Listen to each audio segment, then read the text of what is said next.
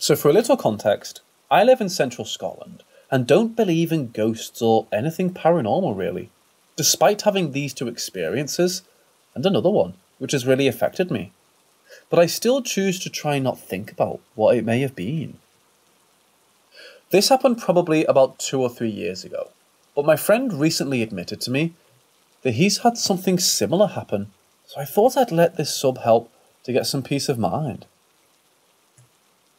The first experience I had was one night when I was home alone and going to sleep, when I disturbed by what sounded like one of my cats scratching at my brother's door. But instead of scratching the carpet like they usually do, it was like they were scratching at the actual door itself with their claws out. But something felt off, so I didn't make a move. It felt way too heavy to be my cat, and it went on for minutes. At this point, I was already kind of freaked out, but immediately after stopping, I could hear whatever it was darting from my brother's door at the end of the hall to the top of the stairs at the other end over and over again. Anybody who owns cats knows that they do strange things like that every once in a while, but I knew that this wasn't either of them. Besides, the heavy one out of the both was at the foot of my bed. It sounded like it had a lot of weight, like a large dog almost, and it was impossibly fast. It changed directions like it was nothing and darted the whole length of the hall in what felt like less than half a second. This went on for a couple minutes as I started getting more terrified. Eventually, it stopped at my door, and that's when I remembered that it was open, and my heart honestly nearly burst. I could hear it sort of push my door open with its head and heavy breathing, almost like a human's, before it let out a really low-pitched growl and just disappeared. Absolutely nothing else for ages. It messed me up, but with time, I forgot about it and didn't mention it to anybody else. That was until a few weeks ago. I won't detail exactly what happened, as it was practically the same, with the exception that I could hear it interact with things on the opposite side of my parents' room over and over at impossible speeds. Once that happened, I decided to tell my friend, and that's when he told me of his experience. It sends chills down my spine, knowing that it isn't just my imagination playing tricks. I'd like to know if anybody else has any similar experiences, or any clue what it could have been.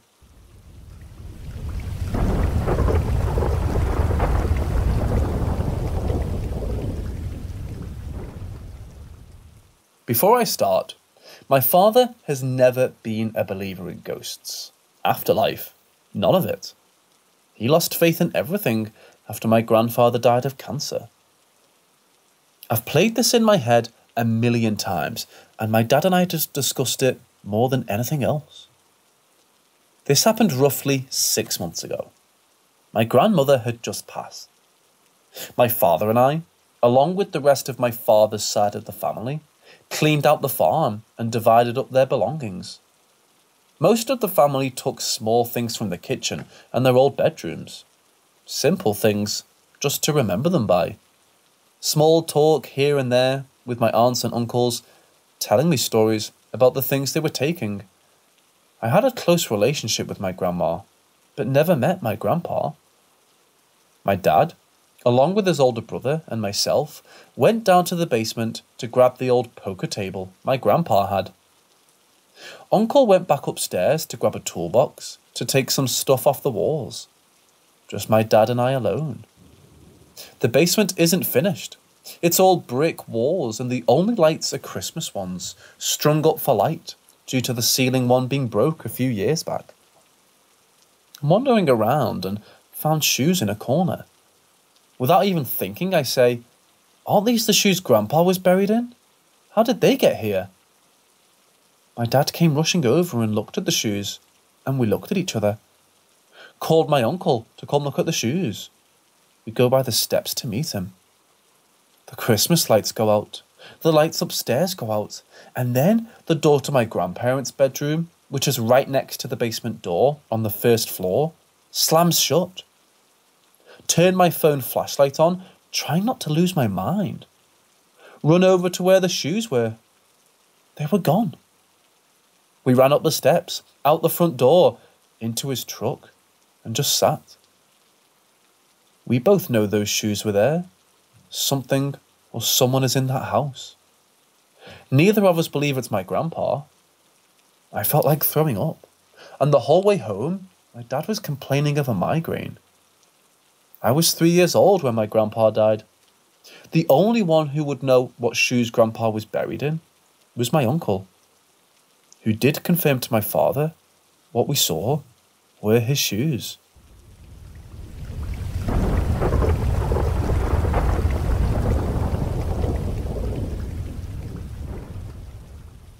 I want to start off by saying I was a believer in the paranormal before these experiences, and I've had more than one experience that I cannot explain, but this one is by far the scariest.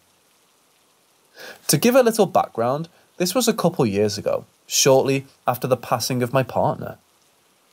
We were together almost 10 years, so at this point, I was truly at my lowest. I had seen an article on the internet talking about contacting loved ones on the other side, and before this, I would have never even considered trying it. I turned off all the lights in my room and I lit a candle. I didn't have a Ouija board. I was too afraid to go to that extent. At this point, I was kind of skeptical that anything would happen, considering I was not following through with exactly how the article said to do it.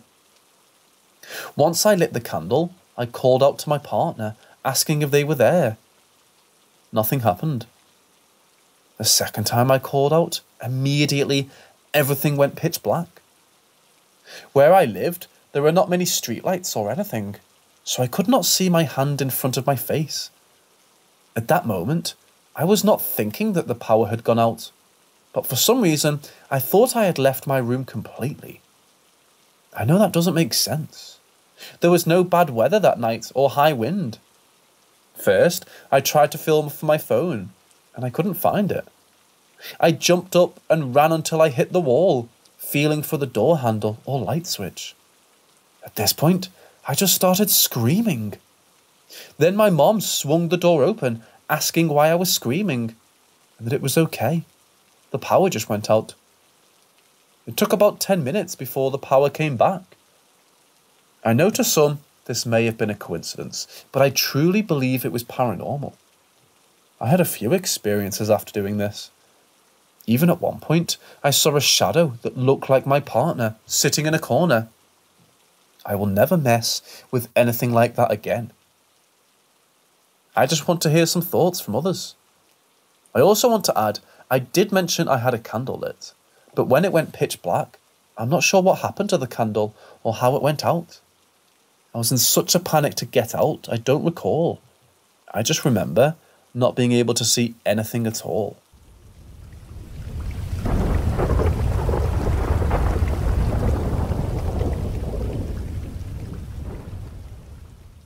One day, Heidi Herrera was waiting at her doorstep in Chico, California, with excitement to meet her best friend Jodie Foster and her 4-year-old daughter, Hannah. Jodie was a single mother who was moving to Chico from Montana due to her financial and personal problems. Leaving Hannah in Edie's house, Jodie started her search for an apartment that would fit into her budget. In her search, Jodie stumbled upon Walnut Gardens, an inviting apartment building that was present in the perfect neighbourhood to raise her daughter. However, the only available apartment in the building was present on the first floor, and its balcony made Jodie extremely anxious, as there was a possibility of her daughter falling off it. Despite her fear, she decided to take the apartment because of 2 reasons. The first reason was that she couldn't find another apartment in her budget, and the second reason was that the building manager promised to give them an apartment on the ground floor as soon as it became available. Beginning of sequential nightmares. The first day at the apartment was hectic for Jodie, as she had to arrange and organise her things inside it. Thus, Jodie and her daughter dozed off earlier than usual. That night, Jodie had a dream in which she saw a young couple dressed up in clothes from the 1970s walking around the locality as if they were hunting someone. Jodie constantly kept seeing a weird H symbol in this dream. The couple walked until they reached directly under the balcony of her new apartment and stared at Hannah with evil intent.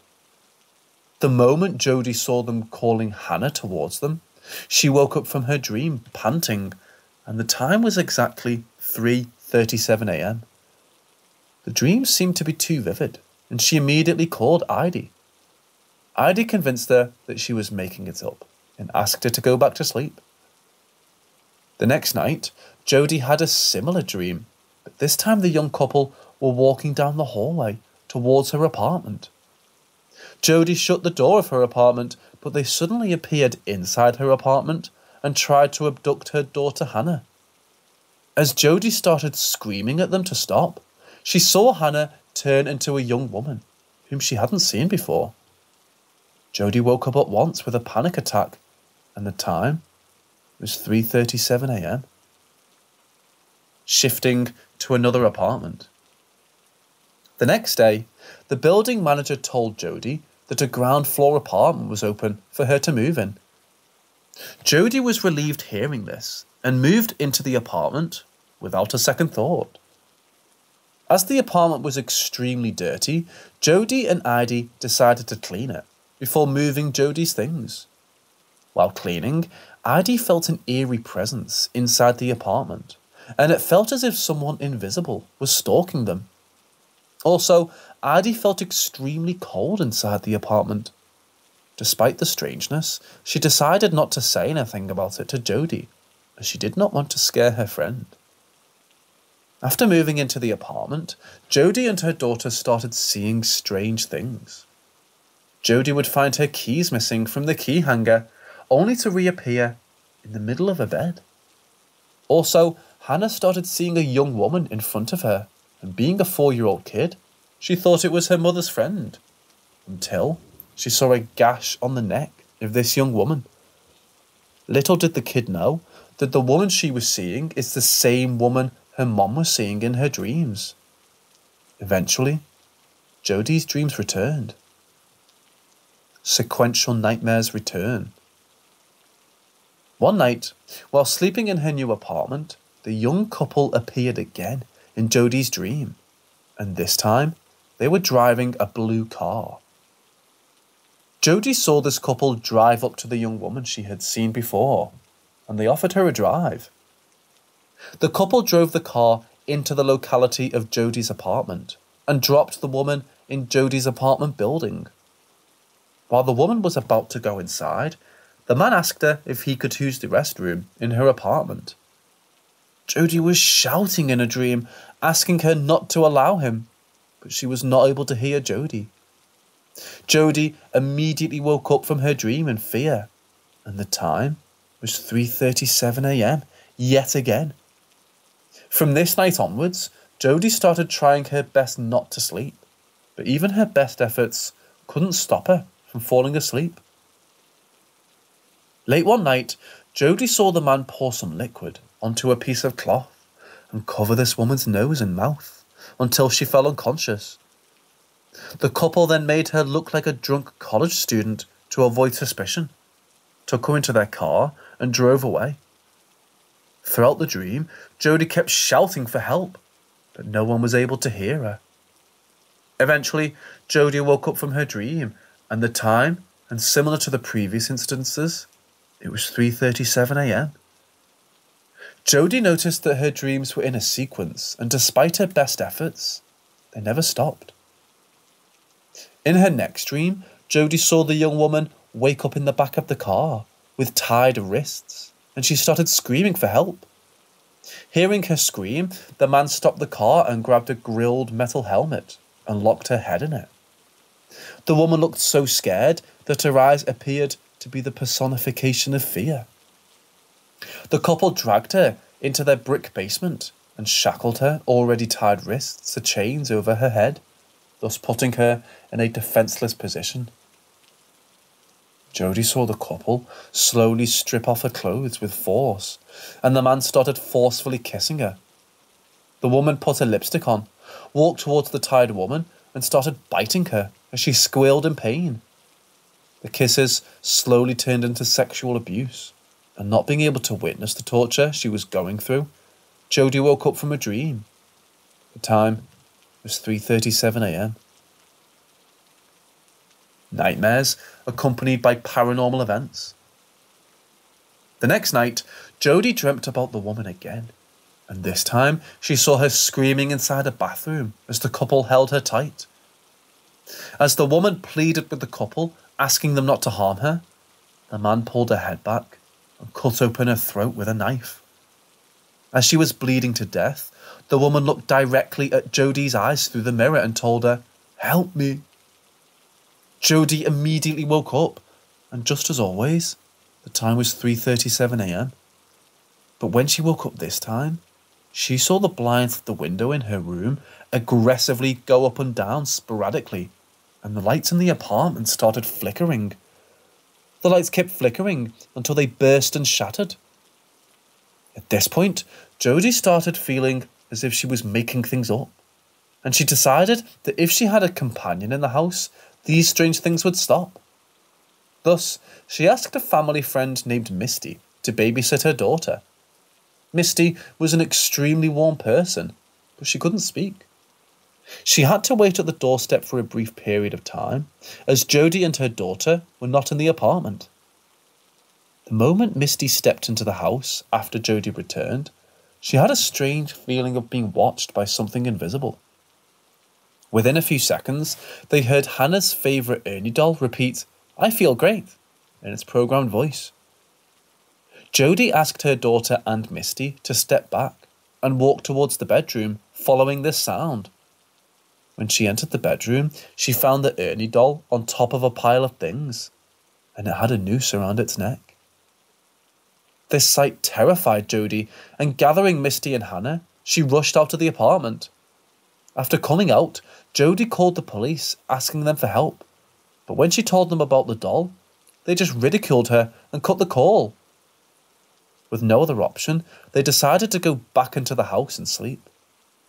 Thus, after setting the alarm for 5:30, the trio went to bed. Jody woke up in the middle of the night as she felt the apartment shake. The lights started flickering and things were being thrown around on their own. To add to the creepiness of the situation, Hannah's Ernie doll started repeating, "I feel great." Overwhelmed by the eeriness, the trio ran out of the house, and Jody was caught off guard when she saw the time on a clock on the hallway wall. The time was 3:37 a.m. Another change of apartment. After Jody complained to the building manager about the strangeness in the apartment, she offered her an apartment in a different building downtown. However, there was one condition, and she was asked not to talk about the haunted apartment. Jody immediately agreed and moved out of her apartment in Walnut Grove. After leaving the apartment, Jody's life changed for the good. She found herself a good job and also a good partner named Joel Wiley. She was starting to become financially stable again, and her nightmares stopped as well. Thus, Jody was finally moving on from the traumatic things she experienced in the haunted apartment. However, this did not last long, as her daughter Hannah started seeing the young woman yet again. She started drawing pictures of this woman, and in one of these pictures, she perfectly portrayed the couple abusing the woman after tying up her wrists over her head. After seeing the drawings, Jody understood that the spirit from the haunted apartment had followed her. Identity of the woman in Jody's nightmares. After giving deep thought, Jody told Joel about the things that were happening, and to her surprise, Joel actually believed her. Also, he encouraged Jody to investigate more about the woman. Thus, Joel and Jody started searching for details about this strange woman in Jody's dreams. And after the couple spent multiple hours in the library, they found an article about a young woman named Marie Spanicky that went missing in 1976. The address mentioned in the flyer of Marie was the address of Jodi's old apartment. As they kept reading the article, they found a photo of Marie, and looking at this photo, Jodi was dumbstruck, as Marie was the woman she was seeing in her nightmares. Following this discovery, Jodi's dreams about Marie returned. The discovery. Eventually, Jodi reached out to a local crime journalist named Roger and shared with him the events she had been seeing in her dreams about Marie. After listening to her story, Roger told her about a similar case where a couple named Cameron and Janice kidnapped a young woman named Colleen in Red Bluff. The couple imprisoned her in a coffin under their bed and used her to attain sexual gratification. Colleen had to endure the abuse for 7 long years before getting rescued by police. When Roger showed Jodi the photo of Cameron and Janice, she confirmed that they were the couple she was seeing in her nightmares. Also, Jodi got to know that Janice had testified against her husband, during which she mentioned abducting and killing another woman a year before they abducted Colleen, and her name was Marie Spanicky. Marie's body, however, was never found. On Joel's suggestion, Jodi called the police to tell them about the details she knew about Marie's disappearance. The detective on the call was surprised by Jodi's call, as they were about to work on Marie's case that day. After interviewing her for multiple hours, the police were stunned by the details she had on the case, but because of lack of strong evidence, they couldn't do much with the information.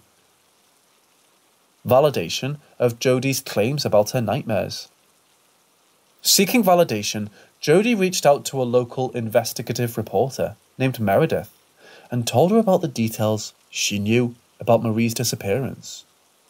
Although skeptical, Meredith agreed to investigate the case. To confirm that Jodi's claims were true, she had to find one detail shared by Jodi that was not released to the public by the police. Thus, with the permission of the police, she started checking Janice's interrogation tape from the Chico Police's missing people files. In her statement, Janice revealed how her husband killed Marie. According to Janice, as Marie kept shouting while they abused her, Cameron decided to cut her vocal cords to stop her screams. Thus, he pulled back her head and started cutting her neck with a knife, but this caused profuse bleeding and Marie died. The details about how Marie was killed was not shared with the public by the police. Hence, Meredith understood that Jodi's claims were indeed true. After this, Jodi stopped getting dreams about Marie, and the paranormal events that occurred in her house stopped.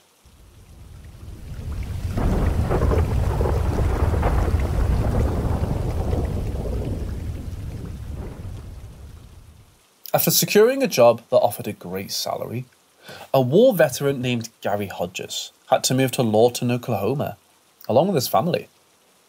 Since they had not spent much time with Gary in the past few years, because of him being in the military, Gary's brothers Kevin and Wesley were excited about this, as they would be able to live with their brother yet again.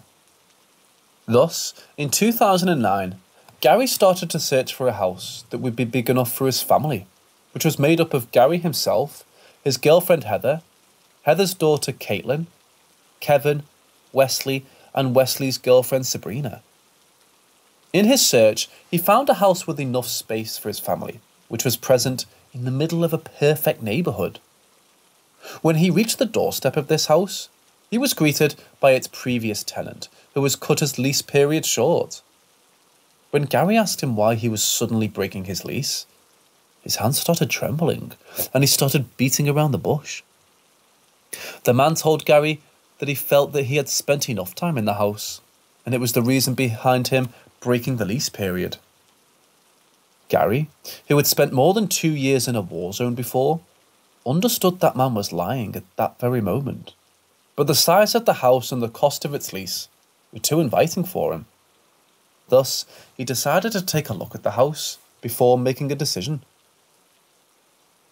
When Gary asked the previous tenant if he could walk around the house, he immediately agreed. Still, when Gary entered the house, he noticed that the previous tenant was too hesitant to accompany him. In fact, he never entered the house. Thus, Gary entered the house all alone, and at the moment he stepped into the house, he started feeling a strange sense of oddity inside it. As he walked through the house, he noticed that all the lights in the house, including the lights in the closet, were turned on.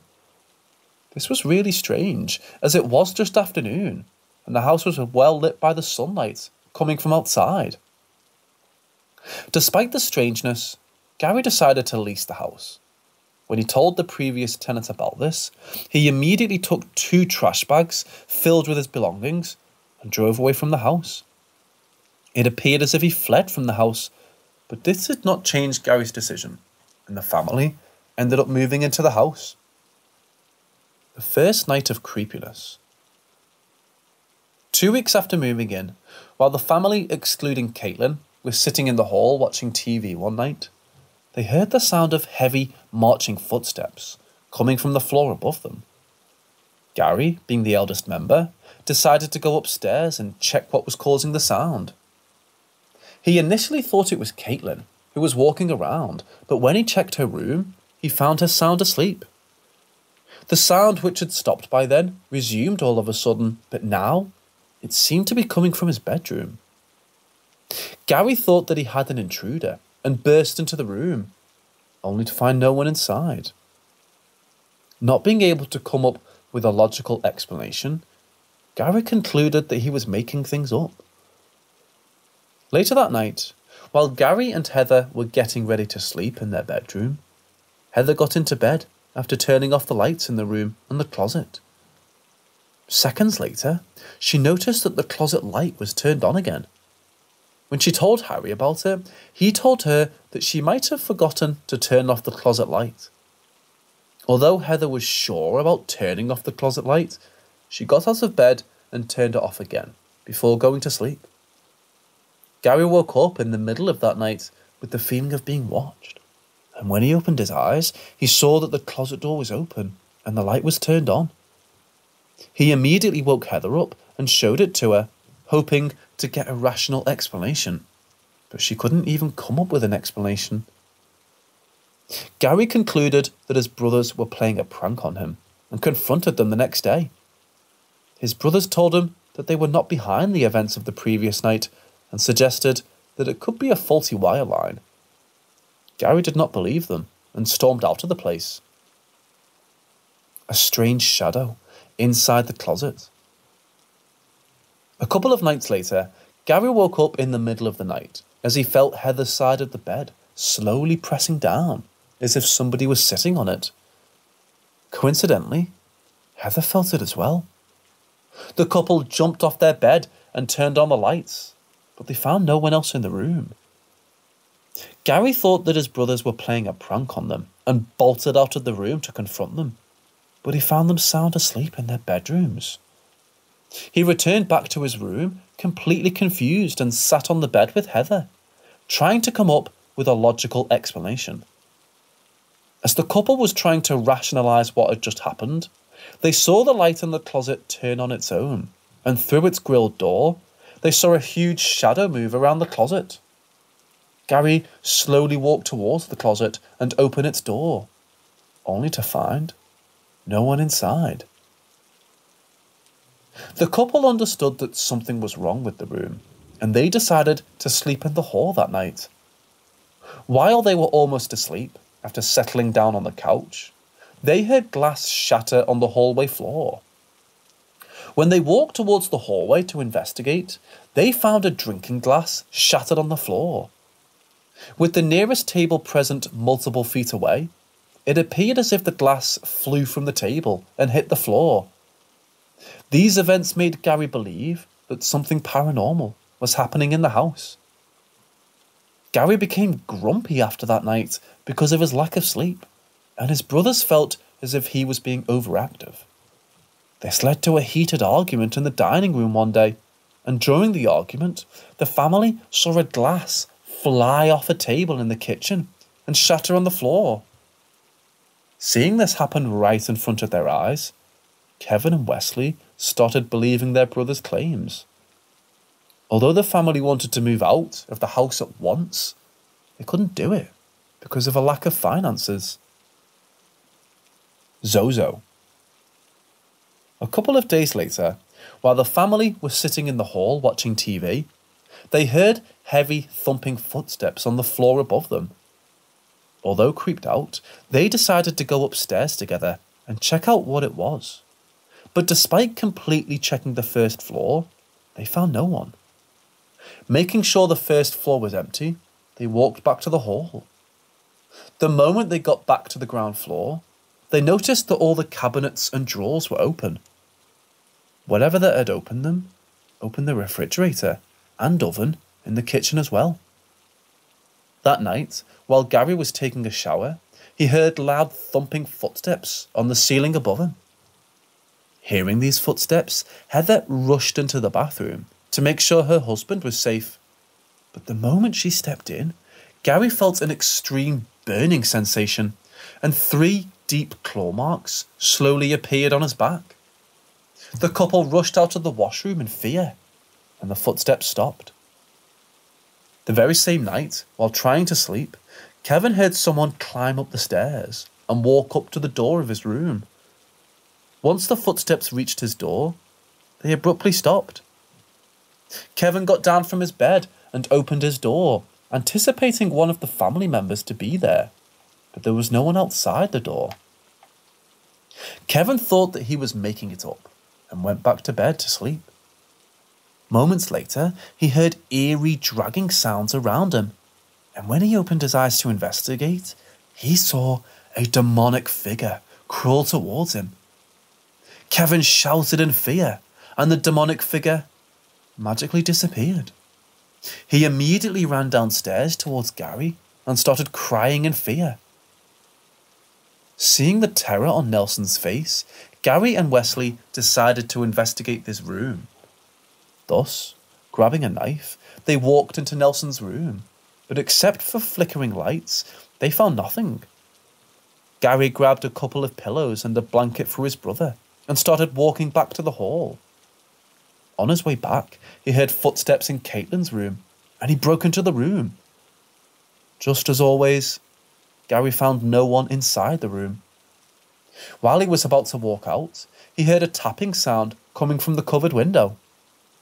When he slowly pulled off the curtain to see who was tapping, he noticed the word Zozo on the window, and it was present on the outside of the window pane. A Ouija board scene. Gary searched the internet and he discovered what the word Zozo meant. Zozo is a demon that has a reputation for bringing bad intentions, bad luck, death, suicide, and much more. The Zozo demon is mainly associated with Ouija boards. After getting to know these details, Gary and his brothers decided to make their own Ouija board and communicate with the demon haunting them. Using a shot glass as a planchette, the family started the seance. When Gary asked, "Is anyone there?" they did not get any answers. But a couple of minutes later, the family felt a breeze hit them and the shot glass moved to yes, then to no, then back to yes. The cycle continued and the shot glass moved back and forth until Sabrina asked, "What is your name?" The moment she finished her question, the shot glass moved to the letter Z, then to the letter O, then back to the letter Z continuously, thus spelling Zozo multiple times. Knowing that they were communicating with the demon in their house, Gary asked, "What do you want?" The very next moment, the shot glass moved around the board and spelled out, "Kill Gary." As the family looked at each other in shock, they started hearing thumping footsteps on the floor above them. The shot glass they were using as the planchette flew off the board and fell on the floor, thus shattering into pieces. The chairs around them started turning over, and Heather, feeling she had seen enough, lifted their handmade board off the table. The moment she did it, the paranormal events around them stopped. The family ended up burning the board in fear. The final encounter. After the seance, the family did not notice anything paranormal for a week, and their happiness slowly returned. But this did not last long. One day, all of a sudden, the family heard loud stomps coming from the floor above them. The brothers decided to walk upstairs and check what was causing the sound. As they walked upstairs, they noticed that the sound was coming from Gary's bedroom, and thus they walked towards his room. The door of the room was slightly open, and they cautiously peeked through the opening. What they saw completely freaked them out. They saw a huge demonic figure with a bull-like head, aggressively walking around the room. The demonic figure suddenly stopped, slowly turned its head towards the Pecking brothers, and started running towards them. Completely petrified, the brothers ran downstairs to save themselves. Gary's fright slowly turned into rage, and he ended up confronting the demon. He shouted, "I'm not scared of you. Come now if you can." After hearing this, the demon slowly descended the staircase. As the footsteps slowly approached them, the doors around the family started shutting closed, and the family found themselves locked in the hall. When the demon finally descended into the hall, Gary shouted, "Get out of here!" Hearing this, the demon looked dead at the family and gave a deafening growl. The growl was so loud that the glass objects around them shattered. These shattered pieces of glass slowly gathered into one shimmering cloud that was floating in midair. The shattered pieces suddenly flew towards the family. Luckily, the family were able to duck down in time, and they were not hurt. They gathered themselves up and looked out for the demon, but it had already disappeared. The family ended up moving out of this house shortly after this event.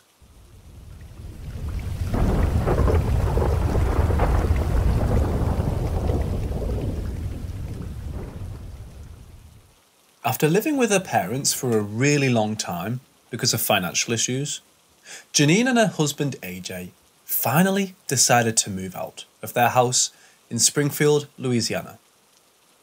The couple set out on a search to find a house that they would be able to purchase with the money they had saved.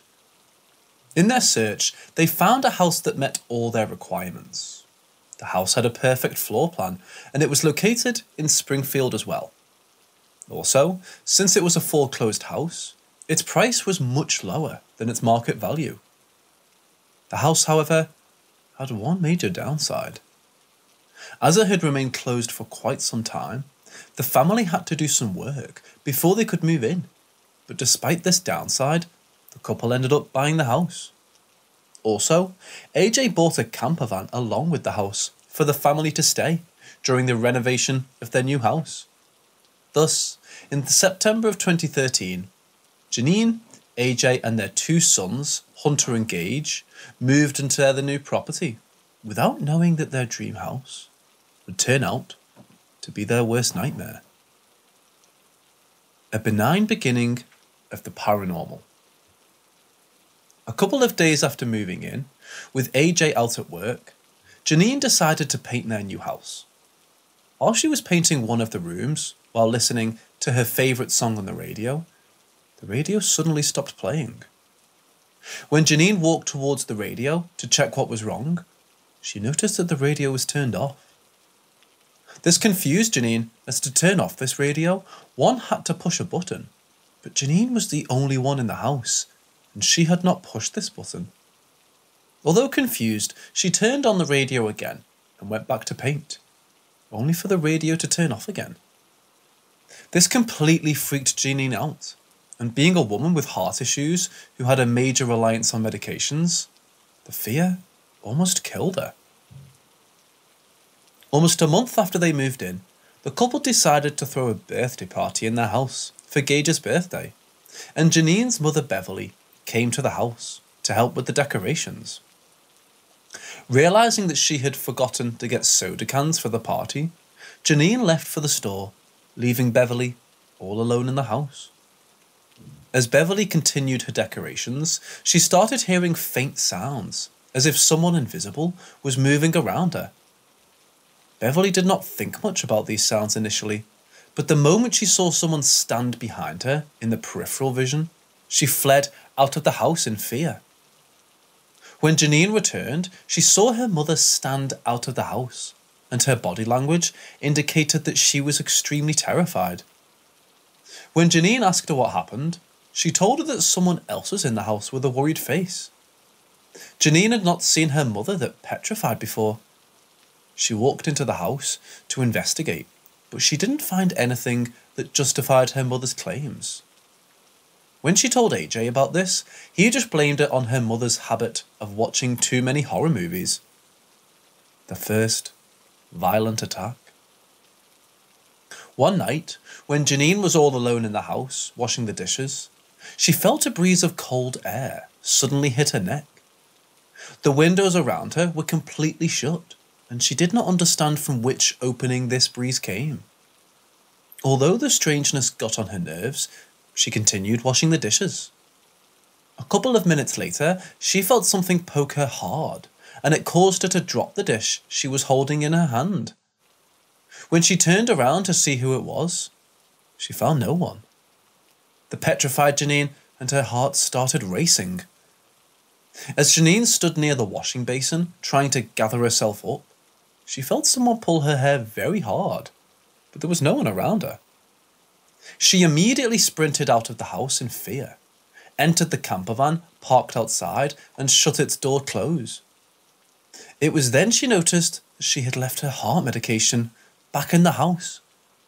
With her heart racing and her consciousness slowly fading, she ran back into the house to take her medicines. Luckily, she was not confronted by anything while she was taking her medications, and the moment she swallowed her pills, she rushed back to the camper van.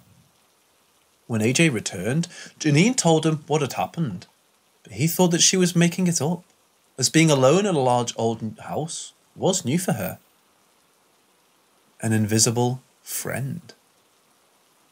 A few days later, when Janine was folding clothes in her room, she heard Hunter talking to someone in his room. That day, the only ones in the house were Janine, Gage, and Hunter. With Gage playing outside, Janine did not understand to whom Hunter was speaking. Thus, to get an answer, she slowly tiptoed towards Hunter's room and asked him who he was talking to. Hunter, who was talking to an empty space until then, told Janine that he was talking to his friend.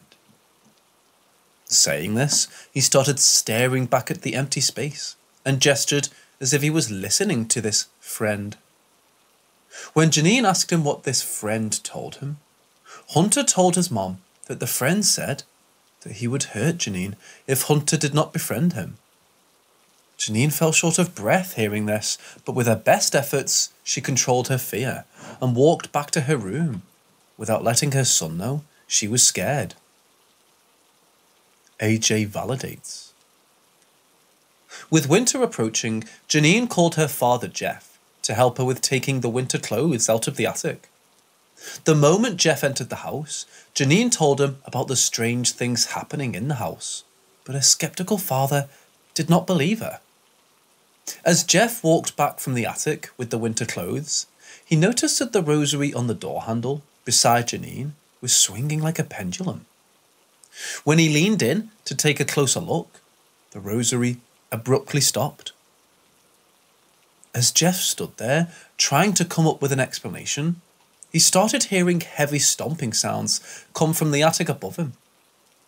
Jeff initially thought it was his mind playing tricks on him, but when he saw the fear in the eyes of his daughter, he understood that it was not just him hearing the sound. The stomping caused pictures to fall off the walls, and plaster fell off the ceiling like raindrops. Jeff snapped and shouted, "Show yourself!" in anger, which caused the stomping to stop, and the house was filled with an eerie silence. The very next moment, Janine felt intense burning on her back, and she felt as if something was burning her from the inside. Seeing his daughter point to her back while suffering in pain, Jeff slightly pulled up her t-shirt. As he kept pulling it up, his face grew pale because of what he saw. He saw 3 deep claw marks on his daughter's back, and it was causing her a lot of pain. Worried about her kids' safety, Janine sent them to stay with their grandparents for a couple of days. When AJ returned home, Janine showed him the scratch marks on her back, but he concluded that Janine must have brushed against nails while working in the house. This led to an argument between the couple, and as they kept arguing, the door near AJ opened on its own and shut closed. This completely freaked him out, and he started believing his wife's claims.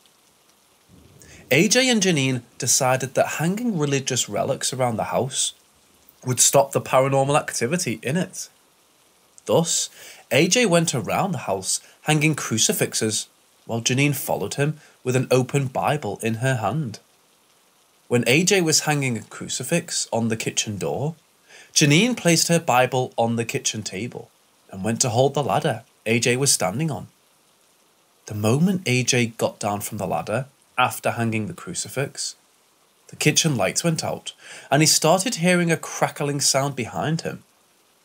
When he turned to see what was causing the sound, he saw Janine's open Bible vibrate on the kitchen table. The vibration kept getting stronger with every passing second, and within a minute, the Bible levitated above the table and closed. Hearing the Bible slam, the couple rushed out of the house in horror. The couple started staying in their camper van after this incident and feared getting back into the house. She will die. A couple of days later, with the boys back from their grandparents' house, Janine decided to put a cassette recorder on the kitchen table with the hopes of picking up something useful. Thus, after locking her boys inside the camper van, Janine mustered all her courage, ran into the house, placed the recorder on the kitchen table, and rushed back. Almost half an hour later, she ran back into the house and retrieved the recorder.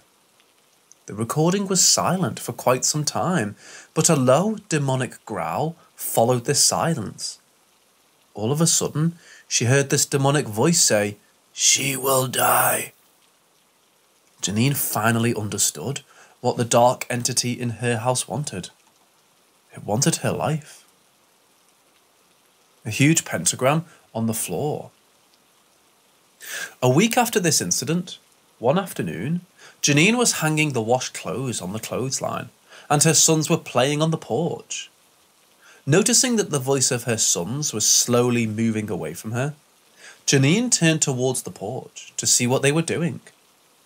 Seeing her sons run into the house, she started shouting at them, asking them to stop, but they just wouldn't listen. Although scared to get back into the house, she went into it looking for her sons. Their voice led her into one of the upstairs bedrooms, but when she entered the bedroom, no one was there. Before she could leave the room, she felt something invisible hold her firmly in place. This invisible entity lifted her off the floor, threw her back to the floor face first, and pinned her down. Janine felt as if something extremely heavy was lying down on her, with its hands holding hers, and it was making it hard for her to breathe. A demonic voice whispered, "Look under," in Janine's ears. With a lot of effort, she gripped a corner of the carpet under her and tore it off. The moment she did it, the entity pinning her down released her. When Janine got back on her feet and looked at what was under the carpet, she ran out of the house as she felt something dark take control of her. When she finally exited the house, she saw AJ and the boys near the camper van. She ran towards AJ and asked him to go to the bedroom upstairs and take a look. AJ calmed her down, gave her the heart medications, and walked to the bedroom his wife told him. He noticed that a piece of the carpet was torn off, and the bare wooden flooring that was left behind had satanic symbols carved into it. It appeared as if someone had summoned a demon into this bedroom. AJ immediately ran out of the house and called the local minister, asking him for help. The possession. The minister was able to sense the evil in the house the moment he arrived. With AJ and Janine accompanying him, the minister went around the house reciting the verses in the Bible and sprinkling holy water. As he was cleansing the house, Janine started to feel sick and her heart started racing. AJ took her aside, made her sit down on a chair, and went back to help the minister. Janine felt her chest tighten up, and she started falling short of breath. Janine felt darkness slowly take control of her, and she eventually blacked out. About an hour later, after the minister finished the cleansing, AJ checked on Janine. She looked completely worn out, and AJ decided to take her to her parents' house. He helped her get into the car and started driving. On their way, AJ asked Janine how she was doing multiple times, but she just wouldn't reply. This made AJ mad, and he asked her the same question authoritatively. The moment he finished asking it, Janine swiftly lifted her head and started looking dead at him. AJ saw her eyes turn black, and with a deep demonic voice she said, "I'm fine." AJ understood that his wife was possessed, and he started driving as fast as he could. The exorcism. Janine's parents were waiting at the doorstep for them to arrive, and the moment they reached their house, Janine was taken inside and the minister was called. Jeff noticed that despite her body being really cold, her pulse seemed to be fine. When Beverly asked her what was wrong, Janine's eyes turned black yet again, and just like before, she said, "I'm fine," in a demonic voice. The family decided to read Bible verses until the minister's arrival, and while they read the verses, Janine suddenly came back to her senses and told the family that the demon was inside her. When the minister finally arrived, he immediately noticed that the demon was inside Janine herself. With AJ and Jeff holding her down, the minister started performing an exorcism. Janine started shaking violently. Her eyes turned black again, and she started making demonic growls. With the minister putting a cross on her head with holy oil and her family members calling out her name, Janine's eyes slowly became normal again, and she came back to her senses. Janine was finally free of the demon. The couple ended up moving out of the house with their sons in January of 2014.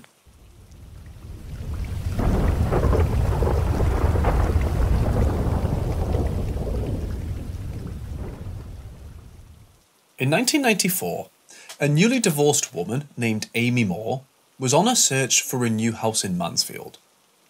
In her search, she found an abandoned house that in her eyes looked extremely beautiful. The house looked like it needed a lot of work before she could move in with her daughter Elisa, but this was the factor that made Amy fall in love with the house. She was an artistic woman, and according to her, this house was her paintboard. Luckily, the house was available to be sold at an auction. Wanting a detailed look at it before bidding, she reached out to the property manager, who showed up at the house the next day. The walkthrough started with the basement, and inside the middle of it, Amy found a mysterious concrete stone that seemed to hold no meaning. The property manager showed her the remainder of the house, and Amy noticed that the house was in complete disarray. After showing the remaining portions of the house, the property manager took Amy to the third floor. The floor of this room was filled with the remains of dead rodents, with old things that belonged to the hospital strewn all over the place. The room was in complete chaos. Amy found an old eroding board that read the Mansfield Training School, and this made her question the history of the house. The property manager was clueless about it and told her that the property's records were lost.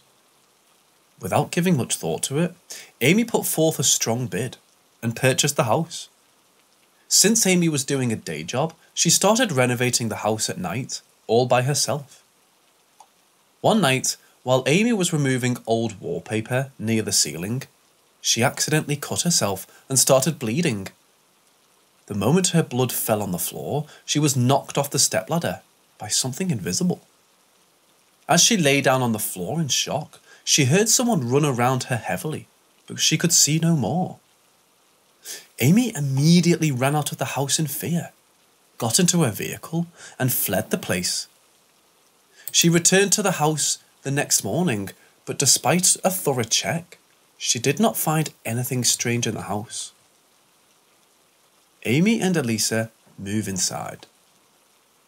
1 month later, with the renovations complete, Amy and Elisa moved into their new house.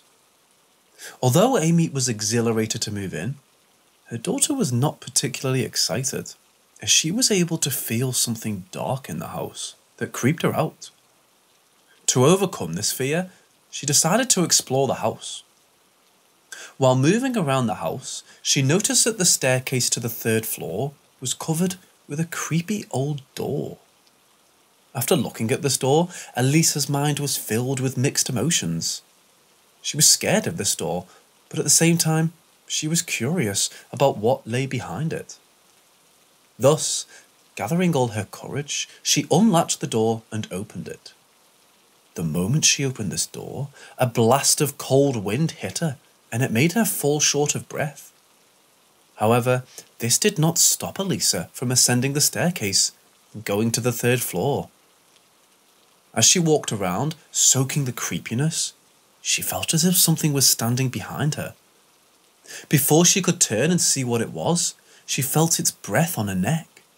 Fear took over Elisa's mind, and she ended up running out of the house.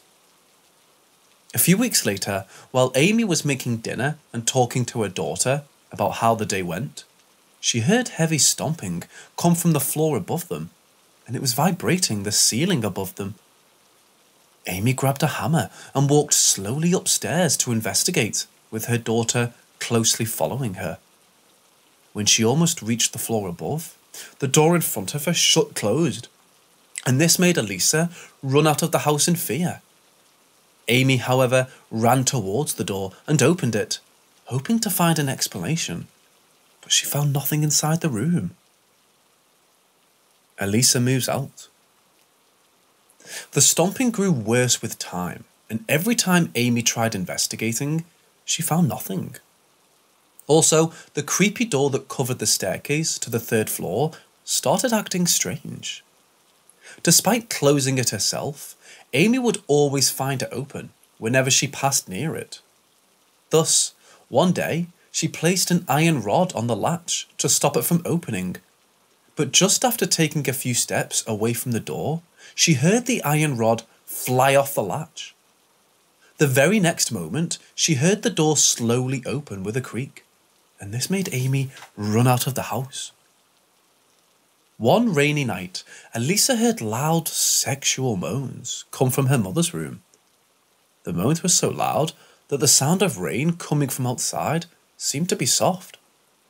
With moans getting progressively louder every minute, she decided to go and tell her mum to reduce her sound. Elisa kept knocking on the door of her mother's room, but she got no response. As she kept knocking, she remembered seeing her mum leave the house for work. Realizing that the one making the moans was not her mom, she slowly started stepping back. A couple of seconds later, she heard the creepy door that led to the 3rd floor open behind her, and this made her run away from the place, only to collide with her mother, who returned to the house. With the creepiness in the house steadily growing, Elisa eventually moved out of the house to stay with her boyfriend, and this left Amy all alone in the house. Dave's short tenure. Later, Amy got to know that one of her friends named Dave was looking for a house to rent, and with more than a couple of empty bedrooms in the house, she decided to rent it to her friend. Dave was a police detective who was going through a divorce. Amy warned him about the sounds in the house, but he didn't take it seriously. One night, while Dave was watching TV and having dinner in his room, he heard the floorboard creak as if someone heavy was standing over it. When he slowly peeked out of the room to see who it was, he saw a huge shadow dart past his room. Thinking it was an intruder, Dave drew out his gun and started investigating. After not finding anyone, despite checking completely, he went back to his room to continue his dinner. While Dave was taking the dishes to the kitchen after completing his dinner, a huge dark shadow appeared right in front of him and vanished magically, terrorizing the baby. A couple of nights later, while Dave was watching TV in his room, he heard a water bottle crash down on the floor. While he got down from his bed and started walking towards the door to see who threw it, the bottle came flying towards his head. Luckily, Dave ducked in time and he wasn't hurt by the bottle. As he stood there in shock, recollecting what had just happened, he heard a loud, demonic growl approach him from the hallway. It moved across his room, entered the closet, and disappeared. The incident made Dave move out of the house. Shortly after Dave moved out, Amy's son Bill, who was recently laid off, his fiancée Casey, and their infant son Bubba moved in with her. One night, leaving Bubba in his crib with a baby monitor beside him, Casey and Bill went downstairs. As they kept speaking to each other, they heard "Twinkle, Twinkle, Little Star" on the monitor with them. Bubba still seemed to be asleep, and the couple thought that it was one of his toys malfunctioning. But the song suddenly stopped, and they heard a demonic voice say, "Bubba." The very next moment, the infant started shouting and crying. The couple immediately rushed to his crib, but they found no one around it. The history behind the mansion. Following this event, the family started getting nightmares every night. Amy constantly dreamt of being a young girl. The young girl was abused by a creepy-looking woman who abused and murdered her. With this dream repeating every night, Amy understood that her dream was somehow connected to the house. Thus, to find the connection it had with her dreams, she started taking pictures of the interior of the house, but it seemed to be a really hard puzzle to crack. One day, while Amy was sitting in the local pub with these pictures on the table, one of her old friends ran into her. Seeing the picture on the table, he immediately asked Amy if the house in it belonged to her. When she told him yes, he told her that the house used to be a mental asylum and was known for abusing its patients. Amy finally found a clue. With the help of Casey, she started digging into the history of the house. Through her research, she came to know that the house was previously called the House of Imbeciles, and a young girl was raped and murdered in this house. Also, the face of this girl was the same as the girl Amy was seeing in her dreams. With curiosity taking over, Amy decided to open the weird concrete structure in the basement. When she opened it, with the help of her son, she found partially cremated human body parts in it. Despite all this creepiness, Amy continues to live in this haunted mansion.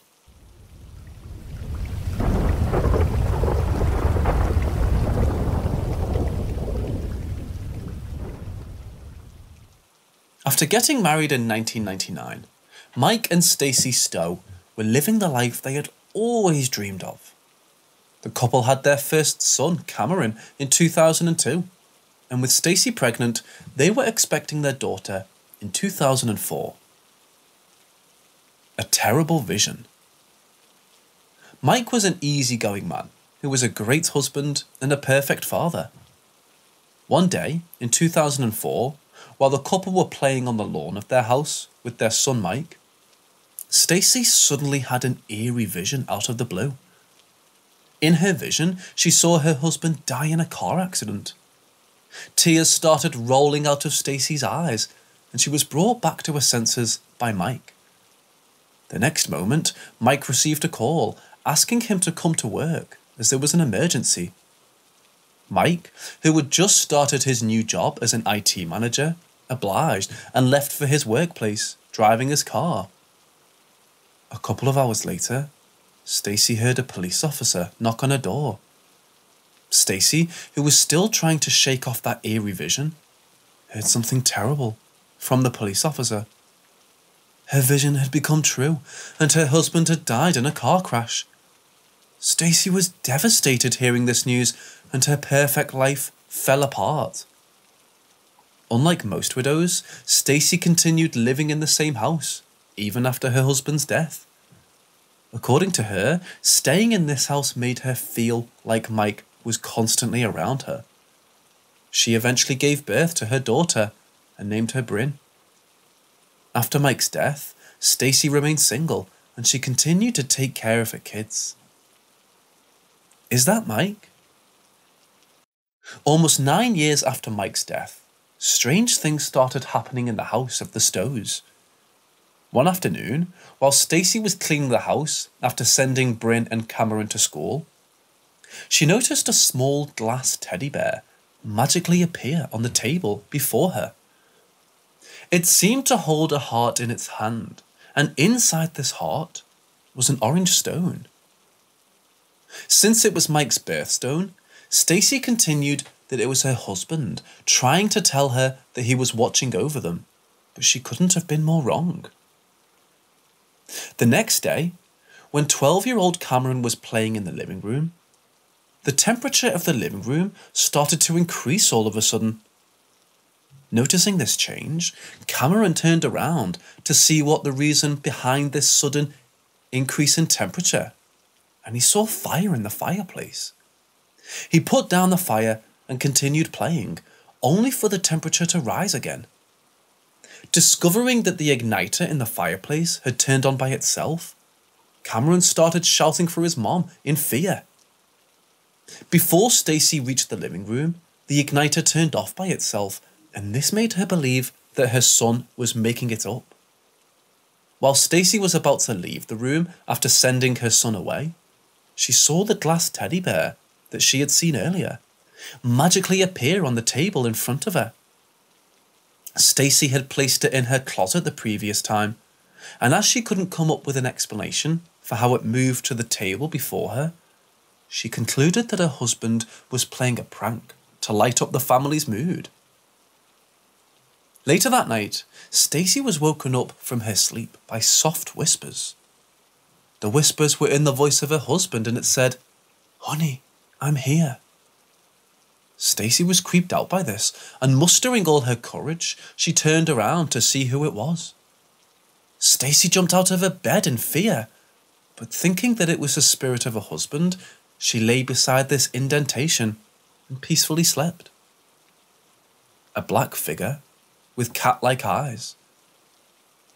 A couple of nights later, 9-year-old Bryn had an eerie, vivid nightmare that made her run to her mother's room in fear. In her nightmare, she found herself being chased by a 6-foot-tall, large black figure that had cat-like eyes. This figure chased her down, got hold of her ankles, and pulled her along the hallway into a dark corner. This made Bryn wake up from her sleep, and she ran to Stacy's room with tears rolling from her eyes. When Bryn told what had just happened to Stacy, she convinced her daughter that it was just a nightmare and put her back to sleep. The next day, while Bryn was around in her room painting, she felt as if someone was walking into the room. When she turned around to see who it was, she saw a tall man with blue eyes and brown hair walk towards her. This man was her father Mike, whom she had only seen in pictures. Seeing Mike open his arms, the kid screamed in joy and ran towards him. But as she got closer and closer, she noticed that her father's face was turning black. Mike slowly changed into the demon she had seen in her dreams the previous night, and it made her bolt out of the room in fear.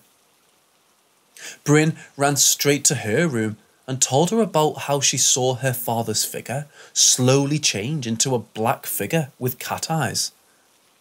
After Stacy heard her daughter say this, she started asking herself if the presence she was feeling around her was really the presence of her husband. Seeing her daughter getting scared while being alone, Stacy decided to have Bryn sleep with her for a few days.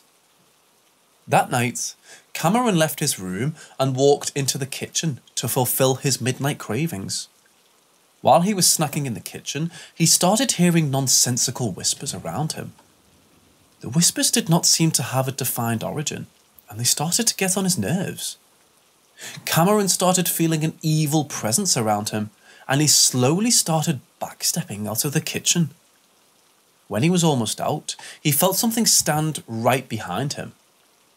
When he turned to see what it was, he saw a huge black figure with cat-like eyes staring dead at him. Cameron fell to the floor in fear, and the figure disappeared. Cameron ran upstairs to his mother's room and told her about what he had seen in the kitchen. Seeing the paleness on his face and the tears in his eyes, Stacy confirmed that her son was not lying. Also, with the entity he had seen being the same as the entity Bryn had seen, Stacy understood that their house was haunted by something evil.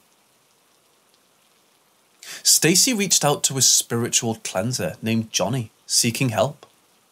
When Johnny entered their house, he started to feel something demonic in it. He told the family that he had to cleanse the house and started the cleansing ritual. While Johnny was cleansing the house, Bryn felt something grab her ankle hard. Before she could call her mom, the demon started pulling her into the hallway by her ankle. Johnny followed her, shouting, "Be gone!" repetitively, and it eventually left her ankle. Bryn felt the darkness around her slowly dissipate, and she was relieved by it. Johnny told the family that the demon was no longer in their house and left the house. The evil returns. Almost a year later, with the family slowly recovering from the horror they had been through, demonic activity returned to the house. One night, while Bryn was getting ready to go to sleep, she started hearing whispers around her. The whispers said, "Help me, let me out." Scared to death, Bryn covered her face with a blanket. The blanket was forcefully pulled off her, and in front of her stood the black figure with cat eyes she had seen before. The demon disappeared, and she started feeling a sharp pain on the right side of her chest. Bryn bolted out of her room and ran to her mom, crying in pain. She told Stacy what had happened, but her mother did not seem to believe her. Seeing a bloody patch develop on Bryn's top, Stacy lifted it, and underneath it was Bryn's bare chest with 3 deep and freshly made marks. This made Stacy believe that the demon had indeed returned, and she reached out to a psychic medium named Claudia, seeking her help. The starting point. Claudia visited their house the very next day, and the moment she stepped into the house, similar to Johnny, she felt something evil in it. After patiently listening to the experiences of the family members, Claudia tried to find the reason behind them. Using her psychic powers, Claudia figured out that Stacy's nephews, who took care of the house when the family left for a vacation, had performed a seance in the kitchen of the house, trying to communicate with Mike. During the seance, they encountered a demon which made them run out of the room without finishing the seance properly. After Stacy confirmed that strangeness in the house began only after this vacation, Claudia helped the family to finish this seance properly. Ever since then, they haven't experienced anything paranormal in their house.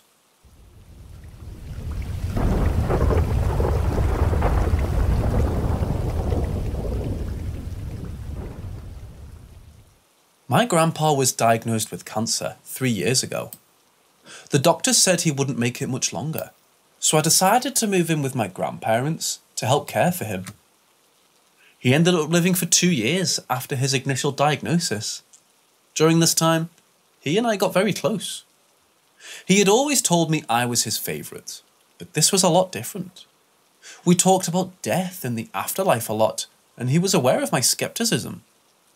One day, he told me he would send me a sign if there's something out there. Anyway, fast forward to his last few days. He was losing his mind more and more every day. He was even convinced he was already dead at one point.